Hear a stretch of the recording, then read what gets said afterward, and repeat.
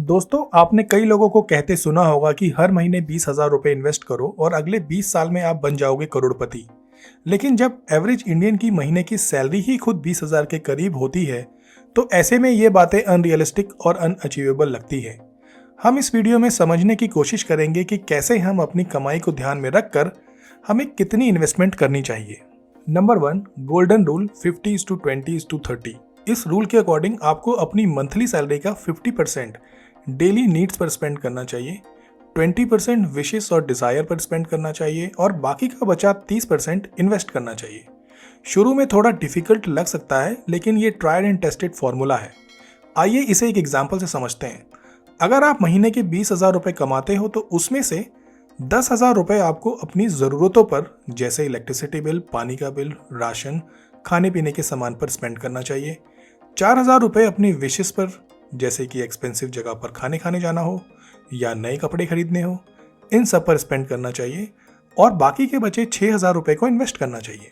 Number 2, emergency fund.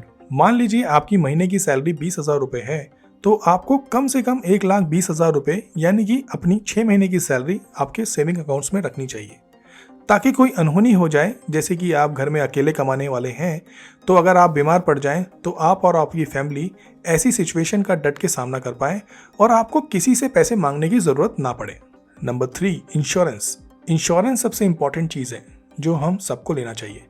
Life में कभी ना कभी कोई ना कोई बहुत बड़ी प्रॉब्लम आ जाती है और हम उस प्रॉब्लम से निपटने के लिए तैयार नहीं होते, जिसके कारण हमारी ज़िंदगी भर की सेविंग्स और इन्वेस्टमेंट एक ही बार में ख़त्म हो जाती है, वो चाहे हेल्थ से रिलेटेड हो या लाइफ से रिलेटेड हो। इसलिए हमें इंश्योरेंस जरूर लेना चाहिए। Number 4, age. आप सोच रहे होंगे कि मेरी एज से इन्वेस्टिंग का क्या लेना देना। गोल तो सिर्फ पैसा कमाने का है, तो मैं जवान हूँ या बूढ़ा हूँ। यहीं पर आप गलत हैं। अगर आपकी एज सिर्फ 20 साल की है तो आपकी रिस्क सहने की कैपेसिटी ज़्यादा है, तो आप अपना ज़्यादा फोकस सेफ्टी पे ना रखकर हाई रिटर्न्स पे रख सकते हैं। और आपके गोल्स भी कई तरह के हो सकते हैं, जैसे कि शॉर्ट टर्म गोल्स, कहीं घूमने जाने का या अच्छी जगह डिनर करने का या शादी के लिए पैसे जमा करने का। मिड टर्म गोल्स, बच्चों की स्कूल की फीस, रहने के लिए घर, या लॉन्ग टर्म गोल्स, बच्चों की शादी, रिटायरमेंट एक्सेट्रा। ऐसे में आपको फिक्स डिपॉजिट की बजाय स्टॉक मार्केट, म्यूचुअल फंड्स और डेट इंस्ट्रूमेंट्स में इन्वेस्टमेंट करना चाहिए। लेकिन अगर आपकी एज 40 साल है तो आपकी रिस्क सहने की कैपेसिटी बहुत कम हो जाती है, क्योंकि इस एज में आपका फोकस हाई रिटर्न्स पर ना होकर सेफ्टी पर ज़्यादा होता है और आपके गोल्स भी शॉर्ट टर्म या मिड टर्म्स ही होते हैं। अगर आपकी एज ज़्यादा है तो आपको एफडी या डेट म्यूचुअल फंड्स में इन्वेस्ट करना चाहिए। Number 5, power of compounding. ज़्यादातर इन्वेस्टमेंट पावर ऑफ कंपाउंडिंग की हेल्प से काफ़ी तेज़ी से बढ़ती है, लेकिन इसके लिए ज़रूरी होता है कि उन इन्वेस्टमेंट का टाइम कंप्लीट होने से पहले पैसा वापस ना निकाला जाए।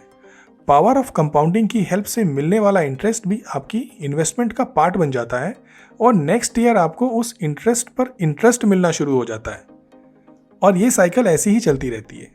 इसलिए इन्वेस्टमेंट जितनी ज़्यादा लंबे समय के लिए किया जाए वो उतना ज़्यादा रिटर्न देती है। आई होप ये वीडियो आपको अच्छा लगा होगा। दोस्तों, इस वीडियो में इतना ही। मिलते हैं नई वीडियो में नए आइडिया के साथ। वीडियो को लाइक करें, शेयर करें, सब्सक्राइब करें और बेल आइकन को दबाना ना भूलें। जय हिंद।